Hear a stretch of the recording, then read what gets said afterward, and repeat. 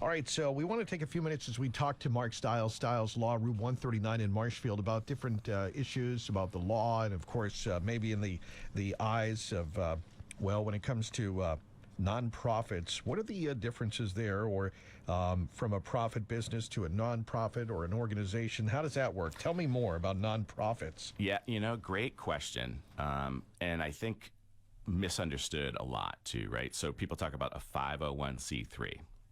That's a chapter in the Internal Revenue Code, right? The taxes, right? So there's companies out there, they have a structure for limiting liability. They want to have its own separate entity, ATD, WATD, for-profit company. Yep. WATD is in business to make money, right?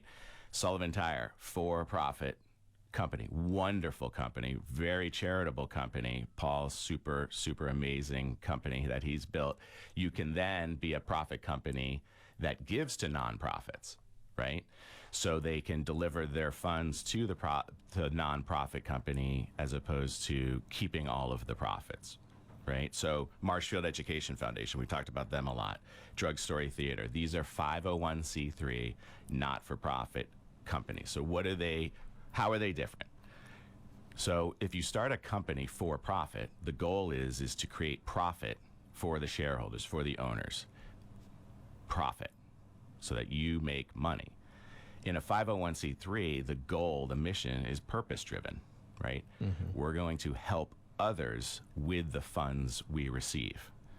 So as opposed to profiteering and taking those profits to the owners, those profits go to somebody else, a specific mission-driven organization, people themselves, what have you. Now, at the Secretary of State's office, setting up that corporation is the same. So you set up the corporation the same way you would. There's discounts because they're not-for-profits. And those looking to start not-for-profits, 501c3s, there's a lot of discounts. A lot of companies get involved. Like Google gives the Google Suite out typically for free to a verified 501c3 not-for-profit. But the difference is all about tax, right? So you set up a corporation, Stiles Law, at the Secretary of State's office. It's for profit. It's a limited liability company. But you set up another to be named, a beautiful Building Something Special corporation, for example.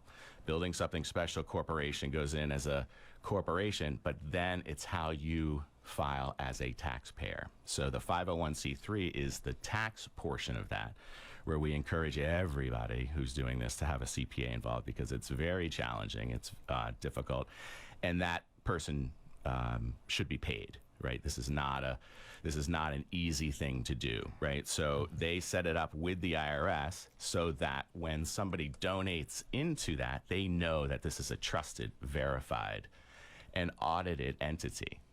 So they know that their money isn't being used for profits, right? And on the flip side, the IRS will say, okay, well, that money that you're collecting, right, you're earning, you're receiving from other people is not income. It should not be taxed because you're giving it away in a charitable way. Similar to the person who delivers money to that nonprofit, they get to write that off because that becomes not income to them. It becomes a gift to somebody else. So long as the tax code remains the same, it's a win-win-win, right? So the nonprofit gets to create the mission and purpose that they want, and they can deliver it without fear of lawsuits and such because there's a corporation, but also they know that there's a overseeing body that's managing and helping with the funding. The people who are delivering, who are donating that money, know that the money is going where it's supposed to go. And then the third win is that benefited community, right, where the mission-driven is delivered to. But you know it's trusted. You know there's trust associated with it. So when you're donating, ask, what is the tax ID number? Is this a 501c3? Is this a 501c3 pending, right? Because it takes a long time, too. And I want to remind people of that. Sometimes there's a corporation that's filed with a pending 501c3. Sometimes it takes over a year to actually have that status approved through the IRS. Yeah, they're moving faster, but still, if they can state that it's pending, it's the same tax benefit to that donor. If you have pending? Okay. Yeah. All right, that's good to know. All right, this is important, and of course there are big differences when it comes, as you said, to a profit and a nonprofit and how that gets defined. Really important to talk to tax professionals about that specifically. And that's right around the time you're talking with your tax professionals now. Like you probably donated to a lot of these companies. So, you know, if you're thinking about getting involved and starting a not-for-profit, you can do it. You know, Google has a lot of videos on it. YouTube has a lot of videos on it. It can be done. Get involved, right? We talked about the education foundations. You know, the towns that have those are really doing creative, unique things with that money. And if your town doesn't have it, why? You know, it's on you. It's not on the town. You're not waiting for the town to do everything, right? It's a public-private partnership. The town can only do so much, and the private can only do so much. But together, they can do 1 + 1 = 3, right?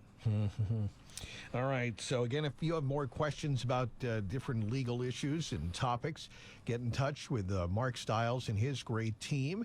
You can go to the website, stiles-law.com.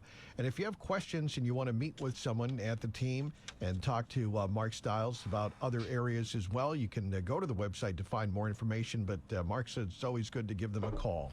Yes. If you were to call at 781-319-1900, 781-319-1900, our concierge will put you in touch with the appropriate folks that can help you with whatever it is that you need. And if it's not something we do, we can save you a lot of time by calling us first, and we can place you with the right person as opposed to going through the yellow pages. Remember the yellow pages, Rob? Trying to figure it out. Yeah, I guess that'd be similar to talking about Blockbuster Video, yellow pages and things. Yes. Kids just don't know. They don't know about that stuff. Yeah, it's all right. All the things they're gonna know is unbelievable. So true. Things that we can't even imagine. No.